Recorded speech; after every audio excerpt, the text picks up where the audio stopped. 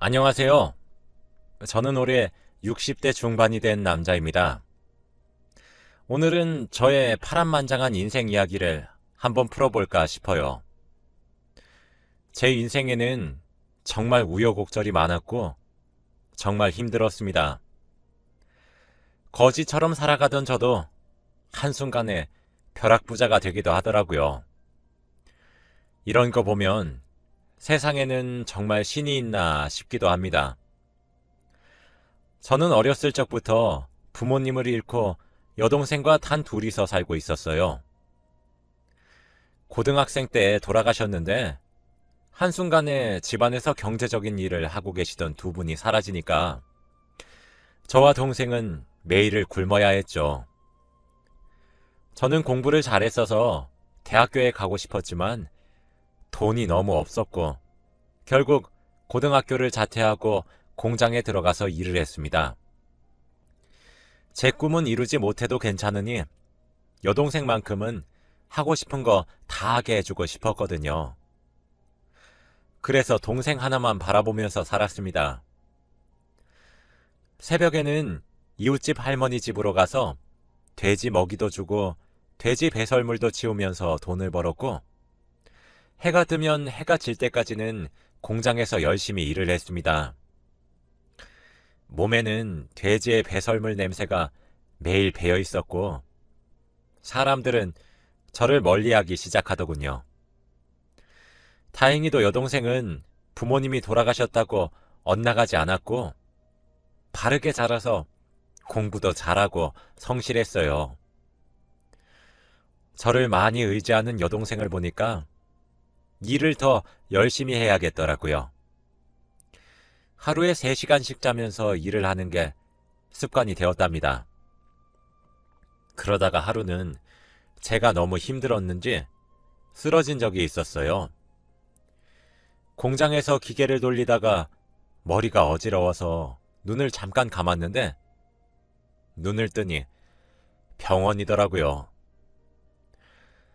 그런데 일어나니까 팔이 한쪽이 없었습니다.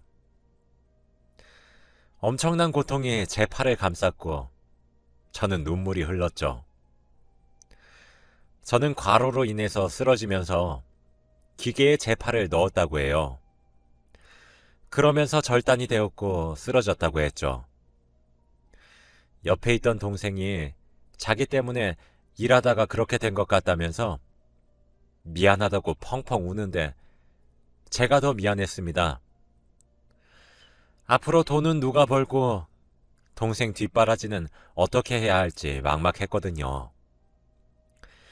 그래서 저희의 인생은 끝난 줄 알았죠.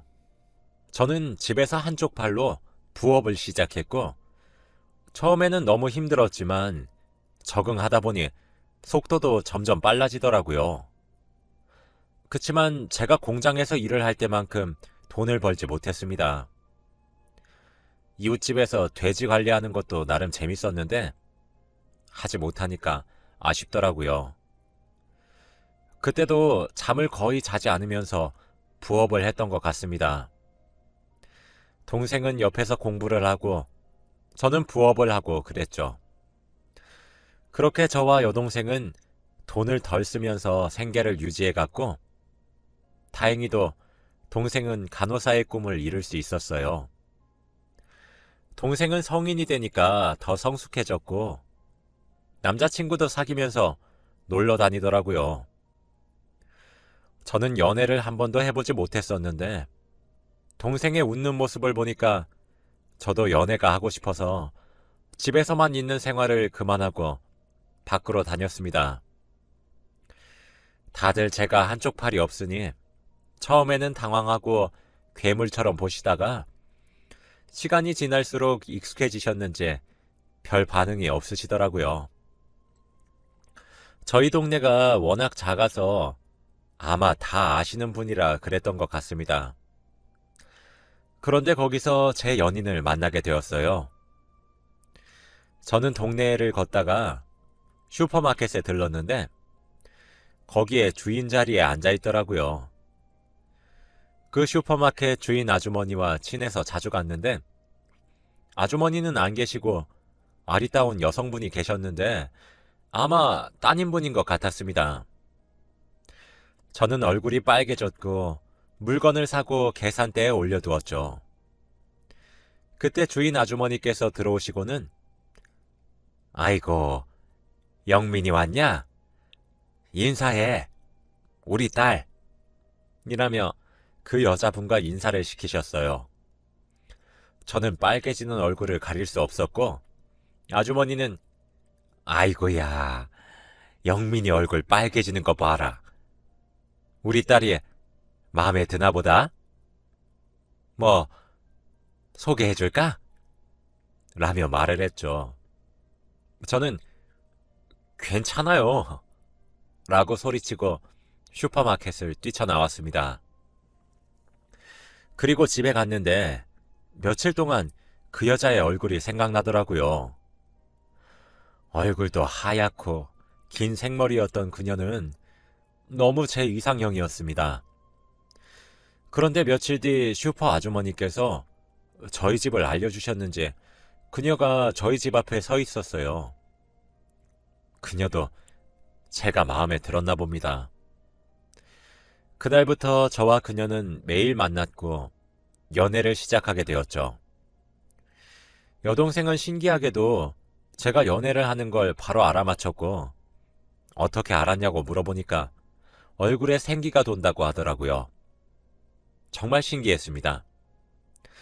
팔을 잃고 다신 여자를 만나지 못할 것 같다고 생각을 했지만 얼굴도 예쁘고 성격도 착한 이런 여자를 만난 건 정말 행운이라고 생각했어요. 그리고 저는 오랜만에 친한 친구를 만났습니다. 제가 고등학교도 중퇴하고 일을 하면서 바쁘게 살다 보니까 친구가 없는데 이 친구 저의 유일한 친구였거든요. 술을 한잔하면서 이런저런 이야기를 하는데 갑자기 친구가 야, 너 주식이라고 아냐? 이런 말을 하더라고요. 옛날에 들어보긴 했는데 하는 사람도 적고 정확히 뭔지도 몰라서 관심이 없었거든요. 그런데 친구가 요즘 주식이란 걸 하고 있다고 하는 겁니다. 근데 주식을 하고 돈을 엄청 많이 벌었다면서 자랑을 하길래 세상에 공짜 돈이 어딨냐? 돈 그렇게 쉽게 못 벌어. 라고 말을 했죠. 그런데 친구는 자기 한 번만 믿으라면서 이것만 사면 제 인생이 핀다고 하더라고요. 저는 절대 믿지 않았습니다. 솔직히 제 형편에 돈으로 장난칠 여유도 없었고 당장 내일 밥 걱정부터 해야 하는데 친구가 그렇게 말해도 귀에 들어오지 않았습니다. 주식이 들어온 지 얼마 되지도 않았고 주위에서 하는 사람이 없다 보니까 믿기지 않았거든요. 그런데 친구는 내가 진짜 엄청난 정보를 들고 왔다니까? 나 딱 한 번만 믿어. 너 나중에 배 아프다고 하지 마라. 그래, 네가 안 믿으니까 어쩔 수 없지. 네가 돈을 넣었는데 이러면 내가 그 돈 3배로 줄게. 라고 하더라고요. 도대체 그게 뭐길래 저렇게까지 말하는지 싶었어요. 친구가 그렇게까지 말하니까 흔들리긴 했습니다. 솔직히 2배도 아니고 3배면 엄청 크잖아요. 제가 아는 그 친구는 한 번 뱉은 말은 무조건 지키는 사람이라서 믿을 수 있었습니다. 그래서 알겠다고 하고 속는 셈 치고 돈을 그 친구한테 맡겼어요. 친구 말로는 주식은 오래 봐야 한다며 그냥 자기한테 돈을 준 걸 까먹고 있으면 주식이 오를 때 자기가 알아서 빼서 준다고 하더라고요. 그래서 친구가 어디다가 돈을 어디다 넣었는지 저는 전혀 알지 못합니다. 친구는 야, 주식 오르면 20%는 나 주는 거다 라고 하길래 그러라고 했어요. 솔직히 기대도 없었고 돈을 친구에게 3배로 받을 생각만 하고 있었네요. 그렇게 주식에 대한 기억이 지워져 가는 동안 동생은 간호사 일을 하고 있었고 저는 부업으로 돈을 벌고 있었습니다. 그때는 팔이 없는 사람이 할 만한 마땅한 일이 이거밖에 없어서 너무 슬펐어요. 제 여자친구는 그런 저를 살뜰히 보살펴 주었고 제가 돈이 없고 힘든 것을 알아도 진심으로 저를 사랑해 주었답니다. 힘들 때 옆에 있는 그녀가 얼마나 위로가 되던지요. 솔직히 상황만 된다면 결혼을 하고 싶었어요. 그렇게 한 10년 가까이 흐른 것 같아요. 그동안 친구는 자주 만났고 주식 이야기도 가끔 했는데 늘 기다리라는 말만 하고 3년 안에 오르지 않으면 갚는다 라고 했죠. 그렇게 시간이 지나서 올해 안에 주식이 오르지 않으면 친구는 제게 3배로 갚아야 합니다. 저와 그녀는 30대 중반이 되었고 슬슬 결혼 생각을 하고 있었어요. 다행히도 슈퍼마켓 주인 아주머니는 제가 좋은 사람이라며 놓치지 말라고 그녀한테 신신당부를 했다고 하네요. 팔이 없는 사위도 사람으로 봐주니까 너무 고마웠습니다. 그리고 집으로 갔는데 집에 친구가 와 있더라고요. 저를 보자마자 영민아 라고 하며 와락 앉는데 이게 무슨 일인가 싶었습니다. 우리 이제 부자야, 부자라고! 라고 하면서 저를 안고 빙글빙글 돌았어요. 저는 얘가 술을 먹었나 하면서 무슨 일이길래 이러지 싶었죠. 알고 보니 친구가 오래전에 넣어두었던 주식에 대박 터진 거였습니다.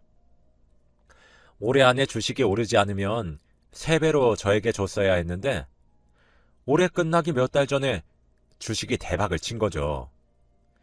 주가는 미친 듯이 올랐고 끝을 알 수도 없었습니다. 정말 놀랍게도 약 100억 원대의 돈을 얻게 되었어요. 여기서 친구에게 20%만 주어도 80억 원대였습니다. 그 당시에 80억이면 어떤 수준인지 가늠이 오시나요? 저는 제가 꿈을 꾸고 있는 것 같았고 이제 어떻게 살아야 할지 막막하더라고요. 친구는 모든 돈들을 제 통장에 이체시켜 주었고 그날 같이 술 한잔하면서 기쁨을 느꼈습니다.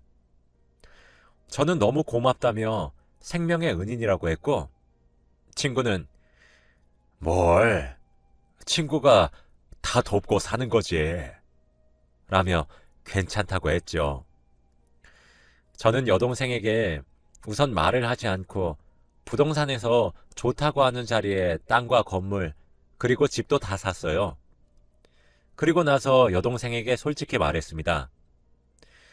좋다고 펄쩍펄쩍 뛰는 동생에게 그동안 못난 오빠 밑에서 고생 많았다고 선물로 집과 땅, 건물을 각각 하나씩 주었네요. 그러니까 여동생은 좋다고 하면서 당장 남자친구와 결혼식을 올렸고 저도 바로 여자친구와 결혼을 했습니다. 아내는 저한테 어떻게 이런 행운이 있냐며 자기와 결혼해 주어서 고맙다고 하더라고요. 제가 돈이 한 푼도 없을 때부터 만났던 여자였기에 믿음이 있었고 평생 함께하고 싶었기에 그녀와 결혼을 결심할 수 있었답니다. 저와 아내는 결혼을 하고 건물 부자, 땅 부자로 살아가고 있었죠. 부동산 사람의 말처럼 제 땅에는 엄청나게 많은 건물들이 들어섰고 건물도 들어오는 사람들이 많아서 한 달 월세만 받아도 둘이 사는 데에는 너무 벅찼습니다. 제 친구가 아니었다면 저는 평생 부업이나 하면서 늙어갔겠죠. 저는 항상 그 친구한테 고맙다고 해요. 생명의 은인이라고 하면서요. 그리고 저와 아내는 아이를 갖기로 했습니다. 이제 신혼생활도 어느 정도 즐겼고 팔이 없는 아빠라서 아이를 키우는데 불편할까봐 걱정이 되긴 했지만 그래도 아이를 가지고 싶어서 낳기로 했습니다. 아내는 아들을 낳았고 아주 장군감이었습니다. 저는 아들을 부족함 없이 키우고 싶었고 외동아들이라 해달라는 것을 다 해주었어요. 제가 어렸을 때 하루 종일 일만 하면서 놀지도 못하고 산 게 한이 되었는지 아들은 놀고 싶을 때 놀라고 하고 공부하고 싶을 때 공부하라고 하면서 자유를 주었죠. 그런데 그 자유가 잘못된 건지 점점 엇나가더라고요. 사춘기가 되면서부터 저와 아내에게 반항을 하기 시작했고 돈이 소중한지도 모르고 흥청망청 쓰고 다녔습니다. 아내와 저는 우리가 자식 교육을 잘못 시켰나 보다 라고 하면서 한탄했죠. 아들의 반항은 날이 갈수록 심해졌고 저와 아내가 걷잡을 수도 없을 만큼 폭력적이었어요. 한 번은 아내한테 반항을 하다가 아들이 자기 화를 참지 못하고 옆에 있던 TV 리모컨을 던졌는데 아내의 머리에 맞은 겁니다. 아내는 큰 충격을 받은 듯 했죠. 그 뒤로 아들의 화는 조금 사그라드는 듯 싶었지만 어림도 없었습니다. 매일같이 불량 학생들이랑 어울려 다니면서 새벽 늦게 들어오고 학교도 다니지 않았어요. 제가 어렸을 때에는 학교를 다니고 싶어도 못 다녔는데 말입니다. 아내는 머리가 다치기 전까지는 매일같이 아들을 혼내곤 했는데 다친 후부터는 아들을 혼내지 않더라고요.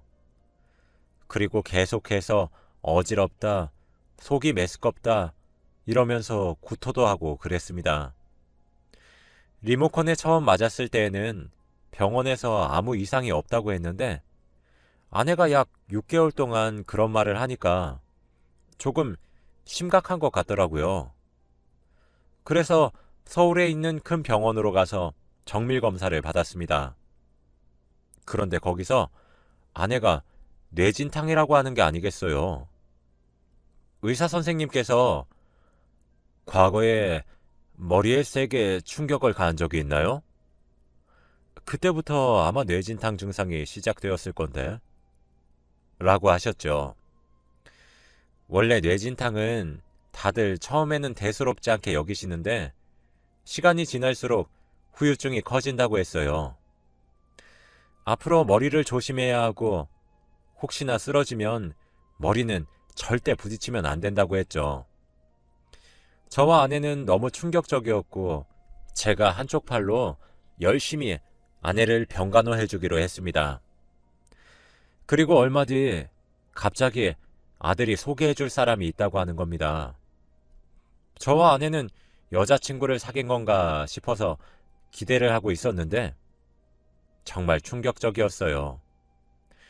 아들이 데리고 온 여자는 적어도 아들과 10살은 나이 차이가 있어 보였고 거기에다가 이미 배까지 불룩하게 튀어나와 있더라고요. 아들은 성인이 된 지 얼마 되지도 않았는데 사고를 쳐버린 겁니다.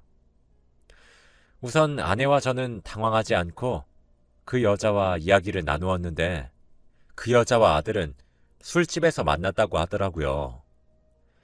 대화하는 것도 수준이 낮아 보였고 아들과 단둘이 이야기하는 걸 들어보면 정말 별로였어요. 아들은 그 여자와 결혼이 하고 싶다고 했고 저와 아내는 절대 안 된다고 했습니다. 마땅한 직업도 없고 자기 몸 하나 제대로 간수 못하는 아들이 무슨 자식을 낳는다고 그러나요? 저와 아내는 절대 안 된다고 했고 아이는 보육원에 보내던지 여자 보고 키우라고 하라고 양육비는 넉넉히 준다고 했습니다. 그런데 당연히 결혼시켜달라고 빌 줄 알았던 그 여자는 한 번에 알겠다고 하더라고요. 하지만 저희 아들은 결혼시켜줘 라고 하면서 화를 내기 시작했습니다. 애 엄마도 괜찮다고 하는 걸 왜 아들이 그러는지 딱 봐도 알 수 있었죠. 그 여자는 저희 아들이 아니라 저희 아들 돈을 사랑한 것이었고, 아들은 그 여자를 진심으로 사랑했나 봐요. 그걸 알고 나니까 더 결혼을 반대해야겠더라고요. 아들은 며칠 동안 결혼시켜달라고 아이처럼 반항하기 시작했습니다. 온 집안의 물건을 다 부수기도 하고 제 차를 다 긁어놓기도 하면서요. 그리고 집에도 잘 들어오지 않았죠. 항상 아들이 벌인 일들을 뒷정리하는 건 저와 아내의 몫이었습니다. 같이 아들 잘못 낳았다고 한탄하면서 바닥에 떨어진 물건들을 줍는데, 그때 아내가 순간적으로 어지러웠는지 일어서면서 털썩하고 쓰러지더라고요. 저는 너무 놀라서 바로 119에 신고를 했는데 구급차가 올 때까지 너무 오래 걸리더라고요. 아내는 숨을 쉬지 않았고, 제가 심폐소생술을 하려고 해도 팔이 한쪽밖에 없으니 아무것도 하지 못하는 제가 너무 한심했습니다. 아내는 세게 넘어져서 머리에 충격도 많이 간 것 같았죠. 제발 살아있기만 해달라고 간절히 빌었던 것 같습니다. 하지만 하늘도 무심하시지, 결국 아내는 오랜 투병 끝에 하늘나라로 갔습니다. 의사 선생님께서 최선을 다했지만 어쩔 수 없었다고 했고, 저는 한순간에 아내를 잃은 남편이 되었죠. 집으로 돌아가니까 이 큰 집에 아들도 없고 아내도 없으니 빈자리가 너무 크게 느껴지더군요. 이제 가족이 아들밖에 남지 않았으니 아들과 더 돈독해져야겠다고 생각했습니다. 그런데 아들이 집에 있었는지 아들 방에서 전화 소리가 들리더라고요. 아들 방 근처로 가서 귀를 대고 전화 소리를 들었는데 내용은 정말 충격적이었습니다. 우리 엄마 죽어서 아빠 재산 다 나한테 올 거야. 그러니까 조금만 기다려. 응? 난 얼른 아빠가 죽었으면 좋겠어. 그러면 우리 하고 싶은 거 다 하자. 우리 결혼 반대하는 엄마 아빠 없으니까 결혼식도 하고 그러자. 제 죽음을 기다린다고 하는 아들이 도저히 납득이 가지 않아서 방문을 열었더니 아들이 놀란 표정으로 저를 쳐다보고 있더라고요. 아빠! 그렇게 저와 아들은 이야기를 나누었습니다. 아빠, 다 들으셨으니까 솔직히 말할게요. 아버지의 유산 미리 주시면 안 돼요? 어차피 돌아가시면 다 저한테 물려주실 거잖아요. 그리고 아버지 돈 쓸 일도 없으시고 집이랑 건물, 땅들도 다 제 명의로 바꿔주세요. 생각해보마. 아들의 요구는 너무 당당했고 저한테 돈을 맡겨놓은 사람처럼 행동하더라고요. 제가 생각해본다고 하니 아들은 기분이 좋았는지 싱글벙글 웃어댔습니다. 아들을 보니까 어린 시절에 돈을 힘들게 벌었던 기억이 떠오르면서 눈물이 나더라고요. 아직도 철도 안 들고 그렇게 막 살고 있는 아들을 보니까 제대로 된 교육을 해주고 싶었습니다. 우선 제가 들고 있던 모든 건물과 집, 그리고 땅의 명의를 저에게 주식을 권유했던 제 친구로 바꾸었습니다. 제 친구도 이미 부자이긴 하지만 제가 부자가 될 수 있었던 이유가 친구였기 때문에 고마운 마음으로 그랬죠. 그리고 시골에서 소박하게 살만한 작은 집을 구하고 제 재산의 90%는 힘들게 살고 있는 아이들과 저처럼 장애를 가지고 있는 사람들에게 기부했습니다. 나머지 10%로도 제가 죽을 때까지 평생 먹고 살 만한 돈으로 충분했거든요. 그리고 집에 있던 아들의 짐은 다 밖으로 뺐습니다. 저는 시골로 혼자 내려갔죠. 몇 시간 뒤에 아들이 연락이 오고 난리가 났는데 혼자서 일어서는 법을 배워야 한다고 생각했기에 절대 연락을 받지 않았습니다. 지금은 조용한 시골로 내려와서 혼자서 살고 있는데 아내 생각이 아주 많이 나요. 진작에 내려와서 둘이서 살 걸 싶습니다. 너무 마음이 아파요. 아들은 보고 싶지 않습니다. 어디서 뭘 하는지 별로 궁금하지 않네요. 절 원망해도 상관없습니다. 아들은 혼자서 잘 해낼 거라고 믿어요. 제 이야기는